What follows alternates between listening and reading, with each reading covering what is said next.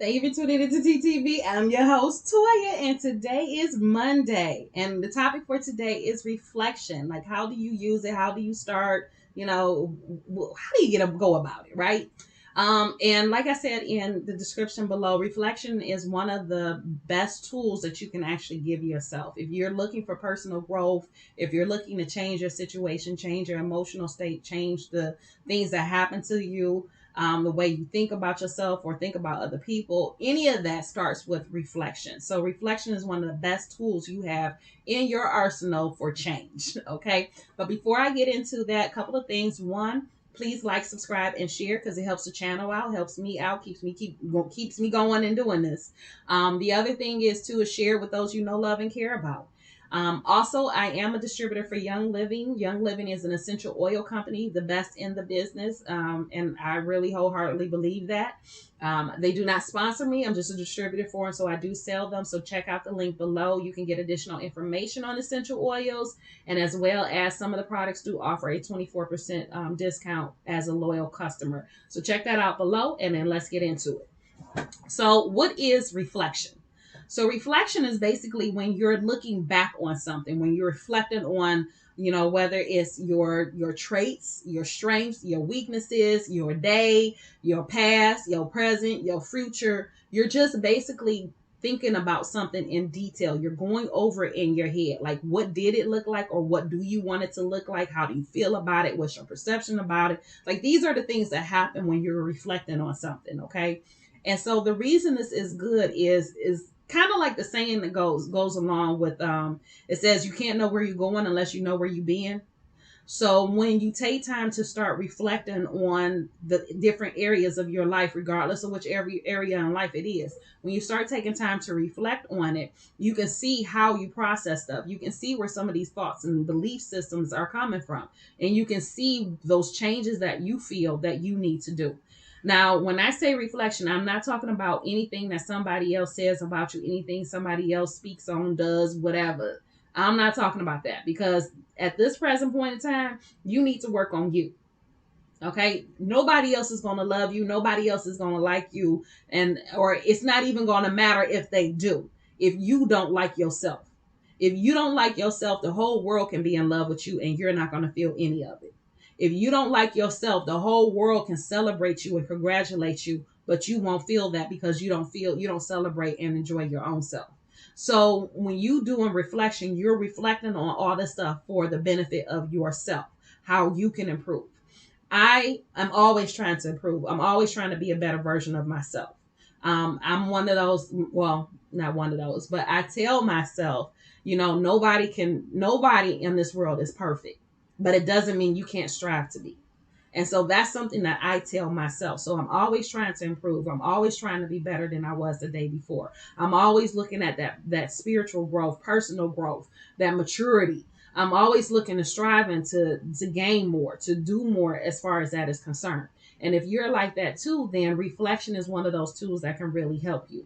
You to look back or look forward or look at current. Either way it goes. But look at situations, look at your emotions, look at your thoughts, look at your feelings, look at all of that and see where it is right now so that you can reflect on it. If you find, because this happened to me.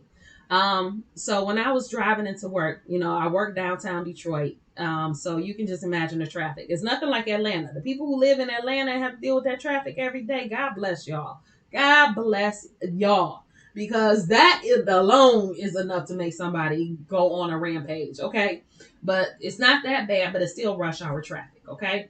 And I found myself like I really had to stop because I found myself I was always like one of those like oh I can get over here, let me get over here, and then ooh it's a spot right there, let me get over there. And I would do that even when I wasn't late for work. I was always rushing, and actually heard my best friend's voice in my head where she's had the saying. She said she would tell me hurry up and wait. Like I don't know where she got it from, but that was the saying, hurry up and wait. And I was looking around at the cars that were around me as I'm doing this, and I'm like, that car I just passed back there is now on the side of me. You know what? Why am I doing this? Why am I doing this? I'm stressing myself out. Why am I doing this? So that's me taking a look and reflecting on my driving style and how angry I was and how I'm rushing and panicky, like driving. And honey, you got time to get there. You always get to work 10, 15 minutes early. Why are you rushing? Why are you doing this? And why are you angry? Like, you already know this is the traffic. You already know this was what it's gonna look like when you go. So why are you angry? And I didn't have an answer for it.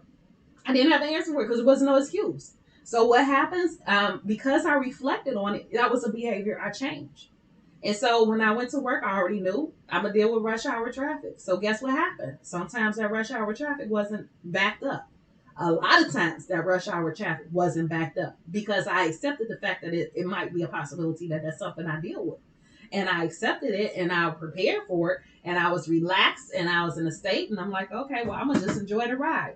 I started using audiobooks, so I would listen to audiobooks as I'm riding into work, or I'll turn everything off and I use that as a time, to really meditate and think about stuff. I don't mean that close your eyes. No, I mean that's the one where you're driving and you're thinking about, you know what? I shouldn't be this angry when I'm driving. Or looking at other people like, "Ooh, I remember when I used to do that." Because you see that one in out, and you almost want to go, "Hey," as you driving past them. So you end up, it changes how you process stuff. It changes how you react to stuff, and you're calmer. Okay. Because like I said, I knew I was gonna end up in that traffic anyway. So why act a fool? Why do all of that? It's not worth it. It didn't get me to work anytime earlier. I didn't lose, lose travel time. Like, no, it was the same travel time. The only difference was I arrived stressed out. And I really needed them 10, 15 minutes to really calm down so I could get into work. And then it ended up being like once I calmed down and just took the drive for what it was, I would end up working and I could use those 10, 15 minutes to get my head right and really relax and get myself in a positive state so that I can go in there and do the job that I needed to do. So all I'm saying is that you can use reflection as a method of growth. Reflect on the things that you're doing right now, the things you don't like. Make a list of stuff you would like to improve on of yourself. And then you can start taking those things and really pay attention to what you're doing. As you're going through your day, and then go back and really reflect on it and start changing those processes, start changing those belief systems that we have. If you find that every time you go to spend money, oh my God, I'm spending money again. I need to stop. I need to stop. Why? Why do you need to stop? Why do you feel that? Why do you feel bad about spending the money that you earn? Especially if you're spending it on you. Why does that make you feel bad? What do you feel you should be doing with it? And if it's like, oh, I feel like I should be saving. Well, okay, well, then save some money. But I am saving money. Okay, then why are you feeling bad about spending this money on yourself? Whether it's, you bought yourself a nice shirt or whatever, or you bought yourself a lunch, or you bought yourself, a gadget that you've been wanting. Why do you feel bad about it? That's why you work, right? You work to get those things that you want. You work to get to have things, right? So as long as you're doing what you're supposed to be doing, why do you feel guilty about that? Why do you feel like you don't deserve it? So that's how you use reflection as a method to changing those practices and those principles. And if it's something like, okay, well, I feel bad because money is scarce. Like you have a scarcity thought about money. Like there's not enough of it. Then that's something you need to work on. It. Money is in abundance. Money is always around. Have you ever had a time where you wasn't able to pay bills? Did it cost you something? Because most of us, majority of us, have never experienced that. Some people have. And I'm not talking about you got your lights cut off in 1 month. I'm talking about like every month their lights are cut off. I'm talking about every month they struggling to put food on the table. And if that's not you, then guess what? Why do you have this thought? Why do you have this process? You never even experienced that. So let it go. Change your thought process. Understand money is in abundance everywhere. Money is everywhere. You got things in your house right now that you could probably sell. And guess what? That's money. You got things right now that you've been thinking about doing that will be an investment, like an improvement on your house. Do it. So change how you look at stuff, change how you processing stuff. And that's where the reflection comes in. You can notice and pay attention to what it is you're doing and pay attention to the things that you're saying. Pay attention to how you feel about stuff. And then you can use that reflection you can use that to reflect on and figure out why. Where's this coming from?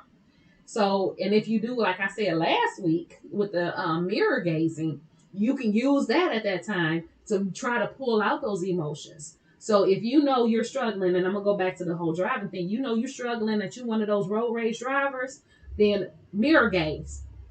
Think about that road rage driving, and feel and pay attention to what comes up. Pay attention to the thoughts that come up. Pay attention to the feelings that you have. Pay attention to what you may see as far as memories go. Write it down, pay attention to it, and then reflect on that. Like, wow, I never knew that. Because chances are it's a reason you feel that way. It's a reason that it's coming up like that. So use that reflection time to improve yourself, and really focus and pay attention on what it is that you're doing that you may not like, or something that you want to change. And pay attention on that, reflect on it. Why do you feel like that? Ask yourself questions, probing questions. And then from there you can start making those changes and to improve.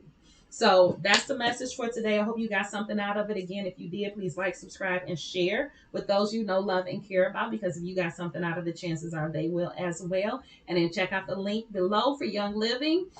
See what they have to offer, or just go on there. Like I said, you can go on the website and just learn more about essential oils. But either way it goes, the link is below. I love you guys, and I will talk to you tomorrow.